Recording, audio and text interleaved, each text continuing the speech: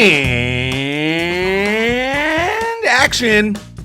Welcome to another episode of the Action Podcast, episode number 33. And if that is not on track, guys, I'm so sorry. We've had a little bit of craziness, but we're here to get back on track here. Life happens, Paul. Life happens, yeah. I've been gone and had some other work, but hey, we're still reviewing the movies. We're still getting our work done. So this week, we're reviewing Amsterdam, which has a star-studded cast. Looking forward to hear. I have not seen that one, but Pete has. We're looking forward to hearing his review on that one. Yes. The second film is Lyle Crocodile, based off the children's book. The third film is Luckiest Girl Alive, which is the #1 film on Netflix right now. Number 4 is Mr. Harrington's Phone, also on Netflix. Both Pete and I saw that one, so you actually get to hear two opinions. 5th is Significant Others on Paramount Plus. 6th is Dead for Dollar, which I believe is on demand only, maybe select theaters. Yep. And number 7, the last one, is Where the Scary Things Are, which you can find on Paramount Plus. So with that, Pete, let's hear. And there's also, sorry to interrupt, but there's also 5 films that I was able to catch that are going to go on my do not watch list, and I'll just kind of burn through those, but mostly just titles, and let you know you don't need to waste your time. There's plenty of other things you can watch. Sounds good. Okay, so with that, Pete, Amsterdam, long-awaited Amsterdam. What are your thoughts on this one? Yeah, highly anticipated. A lot of marketing went into this star-studded cast, like you said, and this was directed by David O. Russell, who we know from American Hustle, Silver Linings Playbook, The Fighter. So a lot of great films. This was really kind of strange. Okay, let me try to explain, because I'm struggling with this film. Great story. Like, I liked the story itself. Star-studded cast. Each actor did phenomenally, whether their part was larger or smaller. Funny, like, it was really kind of funny, and yet I don't know if I liked it or not. You know what I mean? Like, it's just really, it had every element, and the performances, like I said, were really great. I mean, Christian Bale was great. Margot Robbie.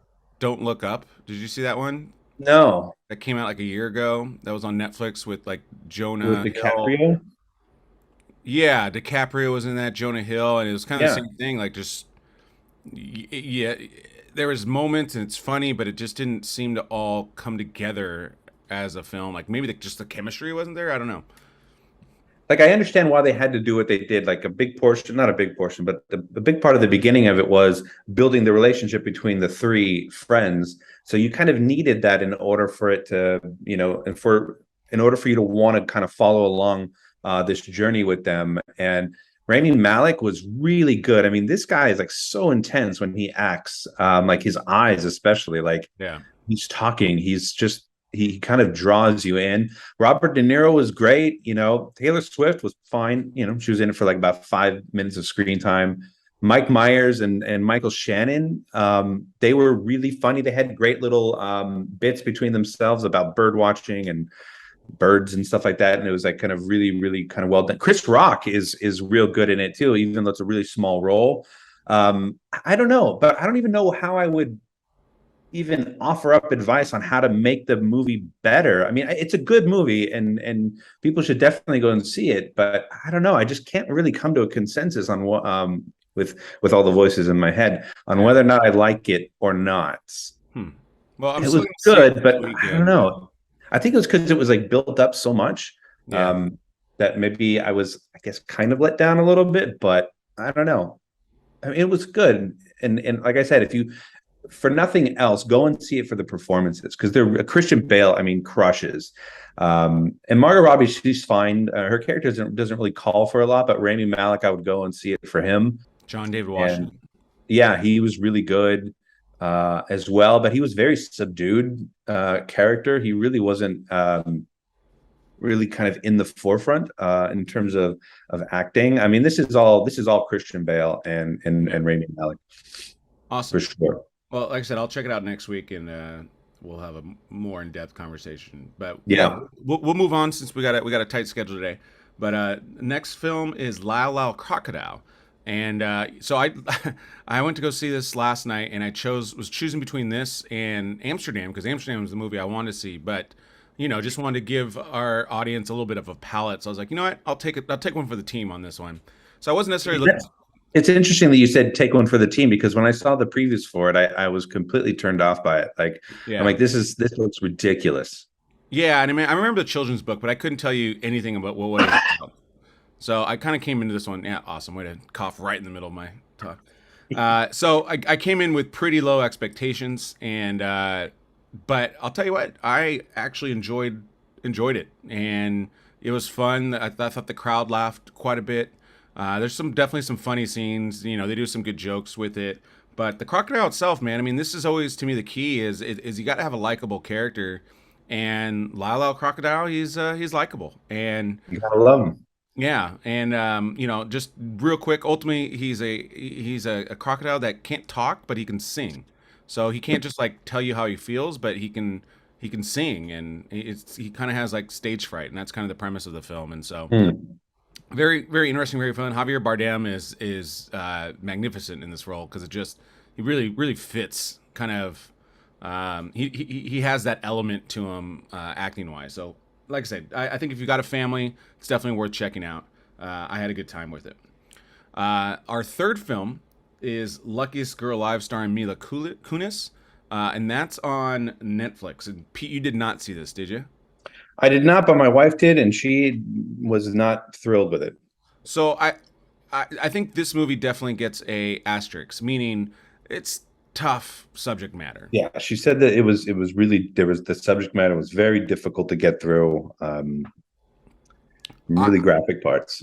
yeah, it's extremely dark, extremely, like I said, extremely tough subject matter.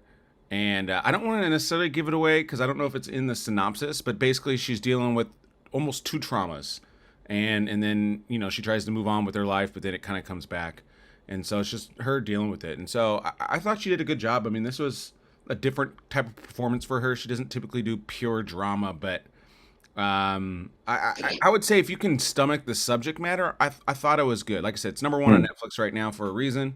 People are watching it, but it's just again know that it's a tough one to get through. It's maybe a one-time watcher just because it's that tough. But I do think it's interesting perspective and interesting to see them go through this, and they give a lot of good different perspectives within the film. So I recommend Interesting. that. Well, maybe I'll check it out.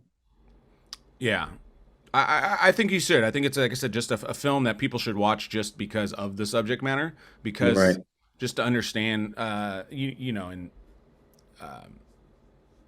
I don't even know if I could say it or not. Well, You yeah, can I you don't can know. answer the question, is she the luckiest girl alive? That's I guess that's the perspective thing, right? Yeah, I guess. Yeah. I Okay. got to go through that, and I'm so lucky. Yeah. Uh, the number four film we're gonna watch is Mr. Harrington's Phone. Yeah. Yeah, and I'll let you start on this one, Pete. This is also Yeah. on Netflix. This is also on Netflix, directed by John Lee Hancock, who did The Highwaymen, which I enjoyed. Yeah. Saving Mr. Banks, The Founder, which with the McDonald's with Michael Keaton. I thought that was really great, and The Blind Side, of course, which is so Yeah. this is a really highly acclaimed And director, and he wrote it. and he wrote it. Starring Donald Sutherland and Jaden Martell, who if you don't know the name, you would recognize him as the main boy in the It series. Um, the Right. one, That's what it the was. one, the one with the stutter. He's been in some other things as well, but that's his big role, right? That's his breakout role. Stuttering Well, Stan. Stuttering Stan. Stuttering Stan, he did really well. I thought this film was good, and I recommend seeing it for sure. I mean, it's Netflix, so if you need something to watch, this is certainly up there on the ones that you should watch while you're at home. I thought that the beginning of it, the relationship building between Donald Sutherland and so here's the deal. Donald Sutherland is like a billionaire guy. He's kind of lonely. He hires this kid to come to his house like 2, 3 times a week and just read him books. And they develop this rapport. And then the guy then the kid buys him a cell phone, even though he's against technology and whatever, just buys him a cell phone. Like, look, this is my gift to you. You're worth $1 billion. What do you need? So he's like, okay. And so then he actually starts getting into it. He's like, oh my God, I can check my stocks in real time. This is so Yeah. amazing. Thank you so much. He dies. Right. And so after he dies, the kid slips the cell phone into his coffin. He gets buried, and then he starts receiving calls. Like that's the setup to the movie, even though I'm already halfway through the film, right? So then the That's a second long, half, yeah, it's a long setup. it's a long setup, and I think they could have really gone a little bit more paranormal with this one. But No, no, I did no, I you disagree. liked it? They didn't. Yeah, I'm Mm. almost happy it wasn't paranormal because it was almost very like I don't know, just kind of kept me like I want to know what's happening next because I didn't know where it was going and I thought it was more paranormal, no when it wasn't. So I kind of like that it wasn't. And Um, even though you know the answer, they do try to keep you guessing. Like, is it yeah, really a paranormal thing or is it yeah, something else? I mean, you know the answer, but it never really reveals it, which is good. I enjoyed it. I I thought it was really really enjoyed it good. too. Yeah, I watched it on the plane and I thought the music was great. The pacing, like I Mm. said in the beginning, this is a film like again, the title is okay, you know, not that great. Mr. Harrington. But Boom. like you're saying, John Lee Hancock is a very accomplished director, and I thought he did a good job. And I think it is a well-crafted film.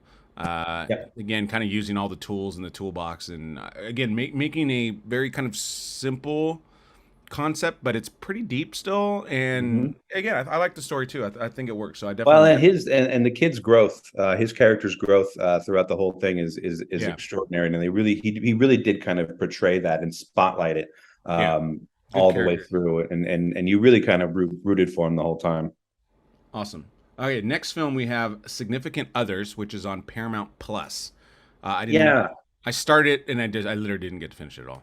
Yes, this was a bizarre movie directed by Dan Burke and Robert Olson, who they've directed a couple of other things, but smaller sort of films, starring Micah Monroe Michael and Monroe. Yeah. Micah Monroe and Jack Lacey. This is basically a couple goes out on this like nature hike, camping trip, and the guy basically wants to propose to her. That's the whole plan. But she's got like some issues, like she's all messed up, and so basically there's this alien type creature that is sort of in the woods as well. It's an interesting watch, and I recommend seeing it because there's definitely a twist in it where you're like, oh shoot, I didn't see that coming. There's a little bit of kind of comedy in the way that they've made the reveal, but the reveal isn't at the end really. It's a little bit more halfway through the middle and the end, and it does keep you sort of like there's a little bit of tension as well. So basically, I'll just let you know that one of them gets infected, and the other one is on a run for their lives, and so it's about alien invasion basically, but it's a long drawn out sort of in the woods sort of story. So there's a lot of that sort of claustrophobia of being in the woods and not really having any kind of means of escape really. It's not great, but you know, it's a good watch if like I said, if you've already seen Mr. Harrington's phone and are okay with the subject matter of Luckiest Girl Alive, then definitely see it. Definitely check it out. It's worth a view. Hmm. All right. Cool. Uh, and then number 6, we have the Western Dead for Dollar. And this one had a pretty incredible cast. I'll let you talk about it. I didn't really get that far into it myself. So yeah, I'll let you give your opinion on this one. Yeah, Dead for a Dollar. I think this one came out last week and we didn't get to it. Yeah. And so I was able to kind of catch it on demand, starring Christophe Waltz. You know how you were able to catch it is because I bought it. Right. You bought it and I saw it and I'm like, hey, I'll buy it. I'll be Yeah. and I'll watch it. I Yeah. bought it. Rachel Brosnahan, Willem Dafoe, and Benjamin Bratt, among others. So, I mean, this was set up to be a great Western, but I think it really fell short in a way. Um, I think that Christoph Waltz, who's a phenomenal actor, is like one of the best. I don't know. I don't think this role was right for him. He was so subtle and so subdued in a way. And Willem Dafoe's character was very, you know, he's very William Dafoe, so he's just like very much Yeah. like I'm gonna get like I'm fucking doing everything and I'm doing it well.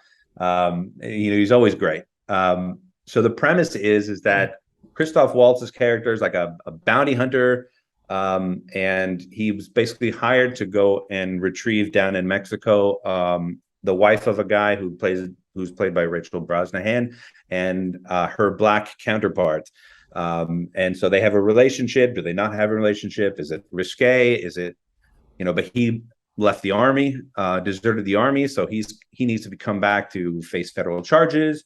And then Christoph Waltz's partner in crime in this journey is another one of the black friends of the army guy, and so, but they have a plot as well to try to get money. But then Benjamin Bratt shows up as like the head of Mexico, and who kills people if they're on his land, kind of thing. But he runs it, and everyone pays homage to him. And then they go to this little town where they got to wait for the husband of there's so much going on in this film, from so many different angles. And then, the kind of subdued acting of Christoph Waltz, but it's not his fault. I think it's just the way that his character's supposed to be. Yeah. I don't know. And, the man, Christoph Waltz and William Dafoe's characters, like, are established from the very beginning. Like, they hate each other. If they run into each other, they're going to kill each other, kind of thing. And then it's supposed to be like this big showdown, and it's not really that great. And so I don't know, not that great. Yeah. Yeah. I mean, I would say my only critique on it was, again, with all these actors, I didn't they stole a lot of the music from like old westerns. I mean, it's just a copy of the music. I didn't like the look of it. It looked very like too low budget. Like, I've seen low budget western ones that still look good. Yeah, that's kind of like the hallmark. But it's like I don't like the cameras they use, and I know it's super technical, but it just looked like a movie 20 years ago, a low budget 20 years ago film, as opposed to a low budget film now. I mean, I just shot something on a DSLR and it looked better than this. You know what I mean? And it's like, why? Like, what did you do wrong? Yeah, big disappointment for me was not Christoph Waltz as an actor. Let me just make that straight, because he's one of my favorites. Yeah. But him running around the town with a shot, with a rifle, he just didn't look natural. He's just not made for a bounty hunter. Yeah. In the Old West, it's just not something that he should have done at all. All right, and then next we have the last one is on Paramount Plus as well, and this is called Where the Scary Things Are. And so one of the reasons why I want to watch this was hyped as Goonie meets like It. But I think that's a terrible comparison, because this is a horror film. So this is not a feel good children's movie, an adventure. Like, it's not that at all. So, like, don't leave the Goonies out of this. They did nothing to you. There's no Chunk character. No. I mean, some of the kids have like cool little quirks, but these aren't that likable kids either. Like, these kids are assholes. And so it's like right away, it's just like, geez, like, news break. Most kids are assholes. No, but these are like some dark, disturbed kids. Oh, like that kind. Right. Yeah, these are like, they're called the Dockers, and they live but Dockers is like they blackmail people to get money and stuff like that. It's like these are not like they live on the Goon Docks. Yeah, no, it's Dockers spelled with 2 K's, but yeah, these are, again, it's a interesting premise. I haven't finished it completely yet, but I do want to watch the rest of it. I'm like 30 minutes left. So I'm curious where it goes, but this is definitely a more horror thriller type, and it's darker. Are there jump scares? No, like I said, it's more disturbing. It's more disturbing. It's rated R, so it's like a disturbing type film. But like I said, it's an interesting premise. It's ultimately a teacher gives them an assignment, and they have to basically create their own urban legend. But they want to like scare the shit out of people, so they want to take it like up a notch. So that's kind of the premise of it. So take that for what it's worth. And so. Yeah. So with that, because we need to wrap this up, Pete, I know you got. Let me bounce through 5 quick films. Do not watch list from Peter, yours favorite, yours truly. On Hulu, there were 2 movies that were kind of put out. One was Grim Cuddy. Don't bother. That's just an urban legend come to life, and it's not well acted, and the villain looks horrible. The other one was Hellraiser, which, I didn't have a lot of hope for because I was never really a Hellraiser fan from the beginning, like back in the day when all like the original horror films started coming out. Yeah. And I love the fact that they made the new Hellraiser a girl. Like, I get it, like it's a cool idea, but again, acting was really bad, and just really bad. The third one was Project Legion. I don't even know if you've heard of this film. I heard about this film because it's an Donald Cerrone is a MMA fighter and this was like his first like big acting thing. And I started watching it and I got through about 4 minutes of it and I was like, nah, this is not good at all. So if you have a chance to see it, I would recommend you probably just skip it.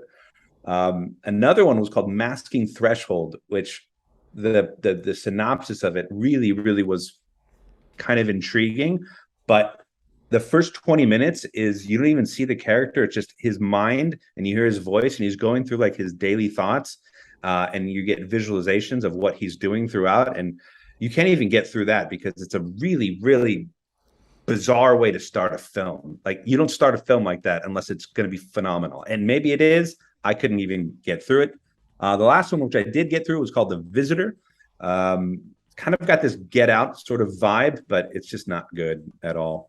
So those are my do not watch list. Awesome.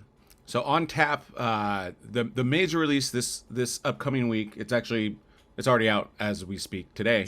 But as Halloween Ends, which is the final chapter for Halloween. Right. There's also the sneak preview for Till. Wow. And that's... Can't wait for Till. Now, it's not nationwide release, but we'll try and check it out and give you guys an early sneak preview of it. And then lastly is Curse of Bridge Hollow, which stars Marlon Wayans, Pete was saying. So hopefully that's... Yeah, it's on Netflix. Yeah, so hopefully that... So it's the time of year to go and watch some Halloween stuff, and this is a good opportunity to see some. Probably going to be very funny because, we got a Wayans in there, so they always make you laugh. And then upcoming on our schedule, already shot and probably going to be released next week is Goonies. We also have Star Wars that's up tap, and then hopefully we're going to get to the original Halloween before actual Halloween. So stay tuned for that. And if you haven't subscribed or listened to on your favorite podcast network, we're on Apple, we're on Spotify, Google, iHeartRadio, all the good ones. Check us out there. Make sure you follow us, downloads, help increase those. If you're watching us on YouTube, please make sure you like and subscribe and comment. What are some of the films that you want us to see? We definitely want to cater to our fans. So with that being said, Pete, that is a cut. Thanks, guys.